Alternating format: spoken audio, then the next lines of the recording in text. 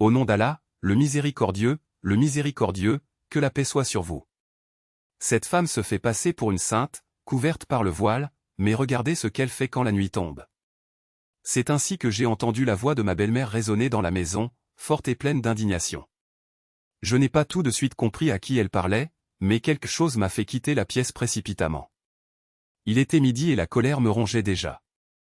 Ma belle-mère n'arrêtait pas de parler, sans raison, comme toujours. J'avais l'impression qu'il s'adressait à ma belle-sœur aînée, Shahana, la femme du frère aîné de mon mari. Dès le premier jour, les deux hommes ont vécu en conflit. Shahana a passé du temps à Niqab et Poudra, ce qui a rendu ma belle-mère furieuse. Elle a juré qu'un jour elle révélerait au monde la vérité derrière ce voile.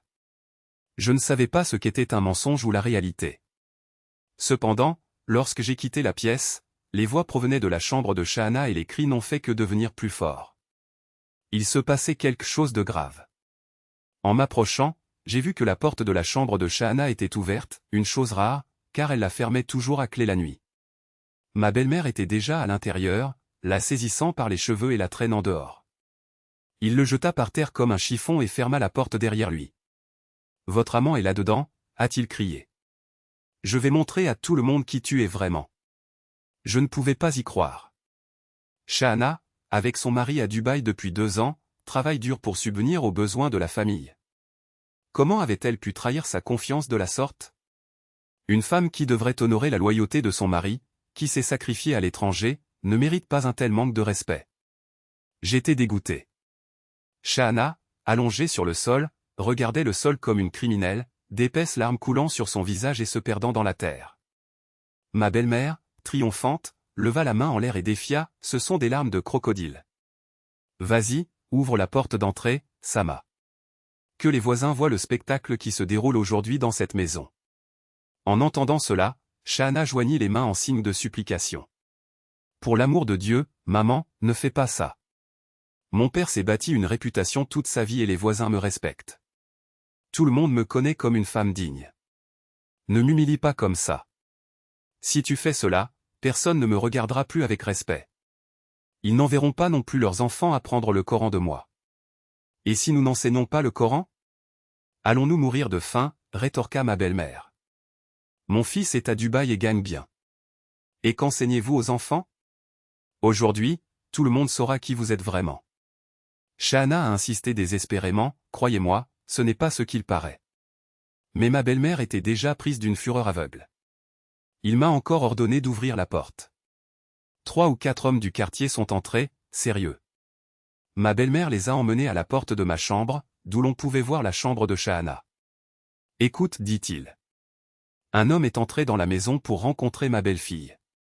Il se cache dans sa chambre. Je l'ai coincé. Allez-y, attrapez-le et interrogez-le, pour que personne d'autre n'ose envahir les maisons des autres. Les voisins regardaient Shahana avec méfiance et mépris. Après tout, elle enseignait le Coran, avait une réputation irréprochable et maintenant, au milieu de la nuit, un homme dans sa chambre? Quelle autre conclusion pourrait-il tirer? Je n'ai pas compris.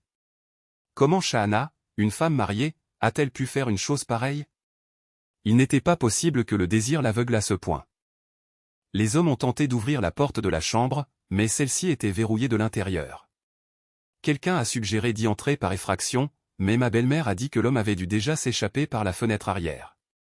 S'ils étaient arrivés plus tôt, ils l'auraient attrapé, a-t-il déclaré.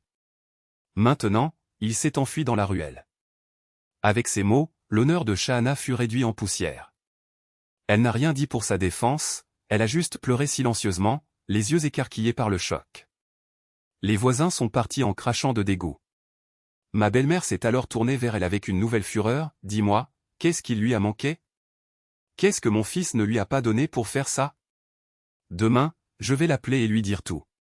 Fais-lui savoir ce que sa femme, pour qui il travaille dur à l'étranger, fait dans son dos.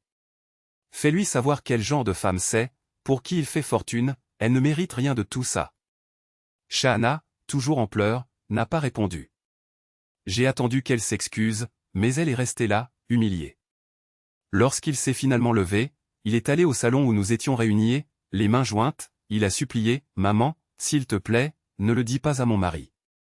Il ne supportera pas ce mensonge. Ma belle-mère l'a alors giflé au visage et a crié « Comment oses-tu me traiter de menteur ? J'ai tout vu de mes propres yeux. Je n'oublierai jamais ça. Je dirai à mon fils de dire les 3 mots et de me débarrasser de toi. Sors de ma vue. » Non, mère, répondit désespérément Shahana. Je ne quitterai cette maison que mort. Mes parents me l'ont appris quand ils m'ont envoyé ici. Je ne pars pas. Ce qui s'est passé n'était pas de ma faute. Je ne connais pas ce garçon. Ma belle-mère, encore plus irritée, m'a ordonné de partir, mais quelque chose en moi a commencé à douter. Pourquoi Shahana ferait-elle quelque chose comme ça? Et pourquoi n'a-t-il pas dit la vérité? Elle retourna dans sa chambre, et personne n'imaginait que, ce matin-là, un orage allait s'abattre sur toute la famille. Il était déjà 3 ou 4 heures du matin lorsque nous nous sommes levés pour prier. La porte de la chambre de Shahana était toujours fermée. Recouverts les rideaux d'un tissu épais. Nos mains tremblaient alors que nous essayions d'ouvrir la fenêtre, mais la vitre était verrouillée de l'intérieur. Le silence qui suivit fut plus effrayant que les cris. Mes belles-sœurs se sont mises à pleurer, appelant leur mère entre 2 sanglots, mais il n'y a pas eu de réponse. C'est alors que l'un d'eux, le plus jeune, courut à la cuisine et revint avec une barre de fer. D'un seul coup, il brisa la vitre de la vitre latérale, et ce que nous vîmes nous fit reculer d'horreur. Ma belle-mère était allongée sur le sol, les yeux écarquillés, la bouche ouverte dans un cri silencieux. À côté d'elle, le seau d'eau bouillante était renversé, et de la vapeur montait toujours du sol, se mêlant à l'odeur métallique qui commençait à se répandre dans toute la pièce. Shahana était allongée sur le lit, intacte, mais le drap autour de ma belle-mère était trempé et des cloques rouges se formaient déjà sur sa peau exposée. Quelqu'un a appelé une ambulance, mais je savais qu'il était trop tard. La vapeur chaude lui avait brûlé les voies respiratoires et le choc thermique l'avait tué en quelques secondes. Les voisins ont commencé à se rassembler devant la porte, attirés par les cris et le bruit des verres brisés. Parmi les chuchotements, certains murmuraient déjà que Shahana avait maudit la maison, que sa mort était un présage de ce qui allait arriver. D'autres, plus pratiques, demandaient s'ils devaient appeler la police. Mais je savais qu'à ce moment-là, aucune autorité au monde ne pouvait défaire ce qui s'était passé. Ma belle-mère, la femme qui dirigeait cette maison d'une main de fer, gisait morte aux pieds de la belle-fille qu'elle avait tant méprisée, comme si le destin avait décidé de la punir avec la même cruauté qu'elle avait imposée à Shahana. Mon mari est arrivé quelques heures plus tard, alors que le soleil commençait déjà à se coucher. Il franchit la porte avec l'expression fatiguée de quelqu'un qui revient d'une autre journée de travail, ignorant que sa vie venait d'être déchirée en deux. Quand ils le lui ont dit, ses genoux se sont affaiblis. Il s'est agenouillé près du corps de sa mère, mais n'a pas pleuré. Il restait là, immobile, comme s'il ne pouvait pas croire que la femme qui l'avait élevé, qui lui avait appris à être fort, ait pu mourir d'une manière aussi absurde. Lorsqu'il a finalement levé les yeux, c'est moi qui l'a regardé, comme si j'avais les réponses à ce qui s'était passé. Mais je n'avais rien à dire. Seul le silence, lourd et suffocant, remplissait l'espace entre nous. Les autorités sont arrivées, ont posé des questions, ont recueilli des dépositions. Personne n'a mentionné l'eau bouillante, personne n'a parlé des accusations portées contre Shahana. C'était comme si tout le monde était d'accord, sans avoir besoin de mots, pour que cette histoire ne soit pas racontée. La version officielle était simple, ma belle-mère était tombée soudainement malade alors qu'elle préparait le corps de sa belle-fille pour l'enterrement. Une tragédie, disait-il. Un malheureux accident. Et ainsi, aussi vite que Shahana avait été condamnée à vie, sa mémoire a été enterrée avec les 2 corps. Cette nuit-là, pendant que les voisins priaient et que les proches me disaient au revoir, j'étais seul dans le jardin, à regarder le ciel. Je me souvenais des matins où Shahana se levait avant l'aube pour réciter le Coran, comment ses doigts traçaient les pages avec révérence, comme si chaque mot était un baume pour son âme. Je me souvenais de son rire timide, des moments où elle m'offrait du thé avec un sourire discret, comme pour s'excuser d'exister. Et puis, pour la première fois, je me suis demandé, qui, après tout, était la véritable victime dans cette maison. L'enterrement fut rapide. Il n'y a pas eu de veillée pour Shahana, ni pour ma belle-mère. Les hommes de la famille lavaient les corps à la hâte, sans cérémonie, comme s'ils craignaient que l'impureté de ces morts ne les contamine. Lorsque la dernière poignée de terre a été jetée sur les cercueils, mon mari s'est tourné vers moi et m'a dit « Il n'y a plus que nous maintenant ». Sa voix était vide, comme s'il avait déjà accepté qu'il n'y avait plus rien à sauver. Mais je savais que ce n'était pas vrai. Il y avait quelque chose là-bas, entre nous, quelque chose qui ne pouvait pas être enterré avec les morts. Cette même nuit, Alors que tout le monde dormait, je me suis levé et je suis allé dans la chambre de Shahana. La porte, désormais sans serrure, grinçait lorsqu'on l'ouvrait. L'odeur de moisissure et d'abandon m'a frappé comme un coup de poing. Sur la table de chevet, il y avait encore le Coran qu'elle lisait chaque matin, ouvert à la même page où elle avait été interrompue. Je l'ai pris dans mes mains et, pour la première fois, j'ai lu les mots qu'elle vénérait tant. Et puis j'ai compris, Shahana ne s'était pas suicidée. Elle n'aurait pas laissé le livre ouvert ainsi, comme si elle espérait y revenir. Quelqu'un l'avait fait taire avant qu'elle puisse se défendre. Je me suis recouché le cœur battant. Mon mari dormait, inconscient de tout. Mais je savais que je ne pouvais plus faire semblant. Cette maison recelait trop de secrets et je n'étais plus un spectateur. Si Shahana a été victime d'un mensonge, c'est que quelqu'un l'a planté là.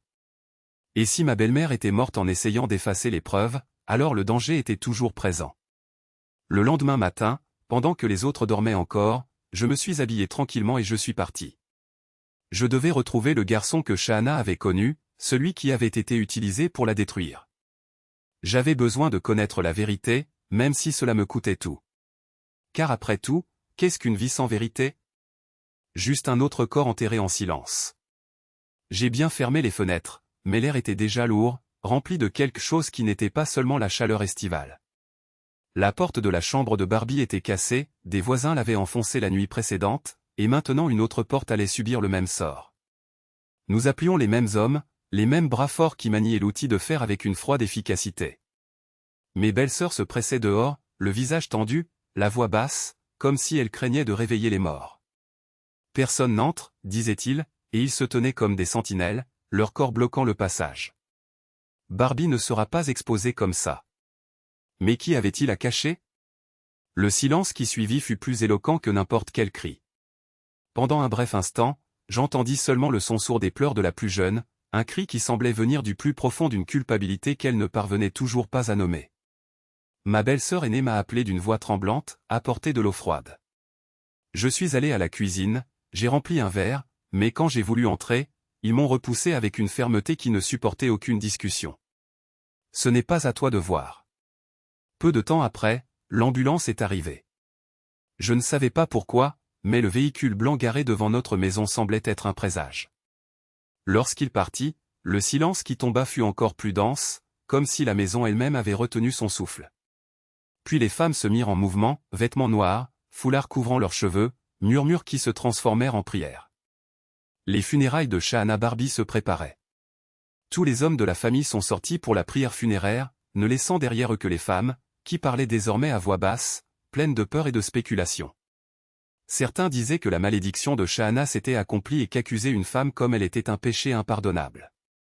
D'autres, en revanche, regardaient ma plus jeune belle-sœur avec un mélange de pitié et de méfiance. Elle pleurait sans arrêt, des sanglots déchirant son corps fragile, et soudain, au milieu de ses larmes, elle criait, « C'était moi. J'ai tué Barbie. » Les femmes se regardèrent, certaines faisant des signes pour conjurer le mal, d'autres secouant la tête en signe de déni. « Comment peux-tu? Tu as à peine 20 ans, disait-il. Une fille comme toi n'aurait pas la force pour ça. » Et pourtant, elle était là, répétant la même phrase, comme si les mots avaient leur propre vie et l'entraînaient dans un abîme. Ma belle-mère était introuvable. À l'hôpital, ont-ils dit. Choc. Mais quel genre de choc a laissé une femme disparue au moment où sa belle-fille a été enterrée? Lorsque le corps de Shahana a été transporté au cimetière, l'atmosphère dans la maison est devenue encore plus étouffante. Ma plus jeune belle-sœur pleurait maintenant de manière incontrôlable, comme si chaque larme était un morceau de son âme qui s'échappait. Mon mari a essayé de la calmer, mais elle n'arrêtait pas de répéter, « Et maman? Qu'est-ce qui va arriver à maman ?» Je voulais demander, je voulais comprendre, mais quelque chose dans son regard m'arrêta. Il détourna le regard, comme s'il portait un secret qu'il ne pouvait pas partager. Et puis, quelques jours plus tard, ma belle-mère est revenue. Quand je l'ai vue, j'ai senti le sol s'ouvrir sous mes pieds. Son visage n'était plus le même, la peau pendait en plis grotesques, comme si quelque chose avait aspiré son essence. Les lèvres, autrefois pleines, étaient désormais tordues, la langue bougeant difficilement entre des dents qui semblaient prêtes à se détacher. De l'eau bouillante, ont-ils expliqué. Un accident. Mais quel accident a laissé des traces pareilles? Quelle blessure ne guérirait pas, quel que soit le nombre de pommades appliquées? Ma belle-mère m'a appelé un jour, d'une voix brouillée, presque méconnaissable. Regarde-moi, ma fille, dit-il en désignant le visage déformé. Avec cette bouche, j'ai diffamé une femme pieuse. Maintenant, elle n'est même plus apte à parler. Et puis, en larmes, il a avoué, c'est moi qui ai tout organisé. J'ai appelé le garçon, Bélier, pour détruire Shahana. Et ta fille m'a aidé. La plus jeune, qui pleurait désormais sans arrêt, balbutia, ce n'est pas la faute de Barbie. C'est nous. C'est nous qui l'avons tuée. Et là, face à cette vérité qui s'est révélée comme une blessure ouverte, j'ai compris qu'une certaine culpabilité ne s'efface pas avec le temps. Il se corrode de l'intérieur, comme l'acide, jusqu'à ce qu'il ne reste plus qu'un vide que même la mort ne peut combler. Ma belle-sœur cadette le savait. Celui qu'Allah aime, il le protège même après la mort, murmura-t-il entre deux sanglots. Mais nous sommes condamnés à vivre avec ça. Et peut-être que c'était vrai. Parce qu'une fois la vérité révélée, il n'y a plus de retour en arrière possible. Aucun pardon ne peut effacer ce qui a été fait. Il y a juste le poids de savoir qu'en fin de compte, la justice n'a pas besoin de mains humaines pour s'accomplir. Elle arrive seule, implacable, et ne laisse rien au hasard.